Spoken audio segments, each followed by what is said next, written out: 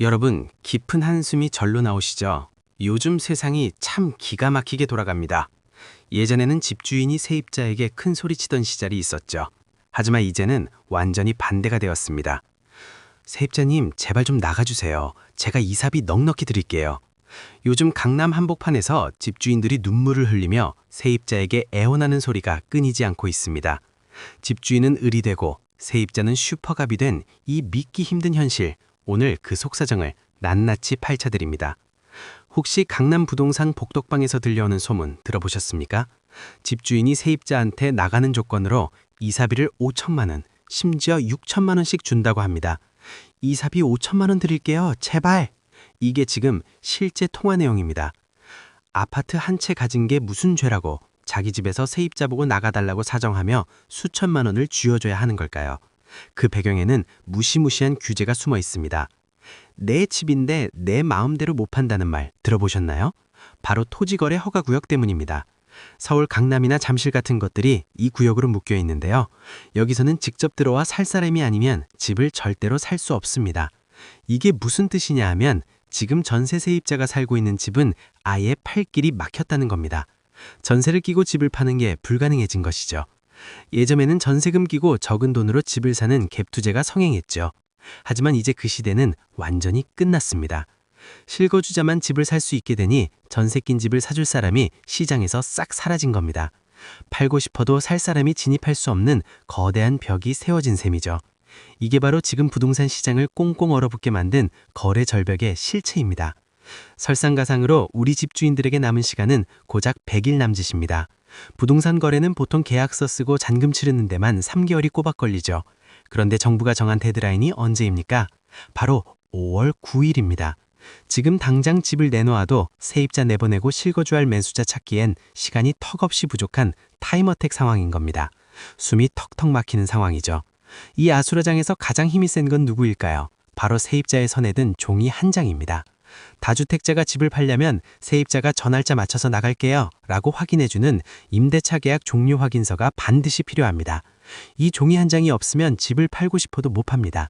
그러니 집주인들이 수천만 원을 들고 가서 제발 이 종이에 도장 좀 찍어주세요 라고 비는 겁니다. 정부는 생각했습니다. 세금을 무섭게 때리면 다주택자들이 견디다 못해 매물을 시장에 쏟아낼 것이라고 말이죠. 하지만 시장은 정반대로 움직였습니다.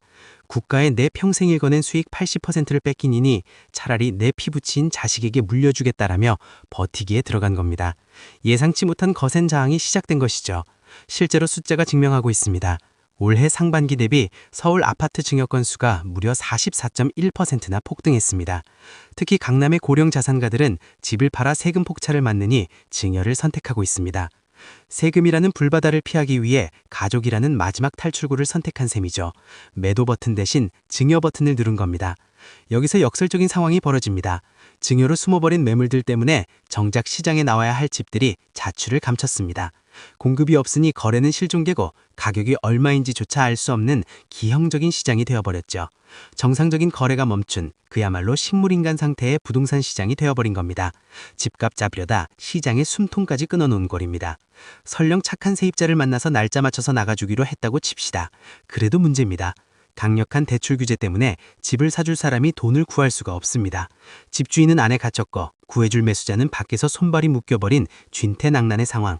문은 잠겨있는데 방 안에는 불이 난 격이니 누구 하나 빠져나가기 힘든 아수라장이 된 것이죠. 이제 다주택자 237만 명은 출구 없는 불타는 집에 갇혔습니다. 팔자니 수익의 8알이 양도세로 날아가고 버티자니 매달 생활비를 갉아먹는 보유세 폭탄이 기다리고 있습니다. 나갈 수도 없고 머무를 수도 없는 이 비참한 현실, 대한민국 부동산이 겪고 있는 이 잔혹한 동화는 언제쯤 끝이 날 수 있을까요? 하지만 아직 끝은 아닙니다. 마지막 변수가 하나 남아있죠. 바로 토지거래 허가제에 대한 위헌 소송입니다. 내 재산권을 이렇게까지 침해해도 되는 건가? 라는 목소리가 높아지면서 법원의 심리가 임박했습니다. 만약 여기서 위헌 판결이 나서 규제가 풀린다면 시장은 다시 한번 거대한 소용돌이에 휘말리게 될 것입니다. 전문가들은 경고합니다.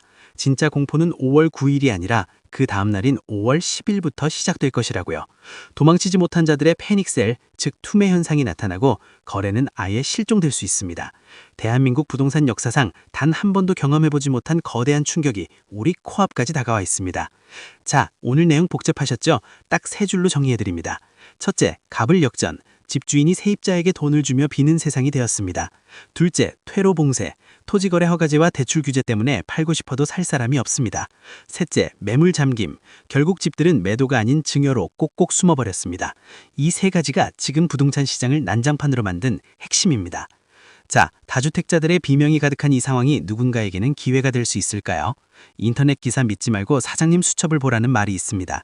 다음 3부에서는 무주택자들을 위한 내 집 마련 필승 전략을 전해드립니다. 위기를 기회로 바꾸는 법 궁금하시다면 구독과 좋아요 잊지 마세요. 여러분의 내 집 마련 꿈을 응원합니다.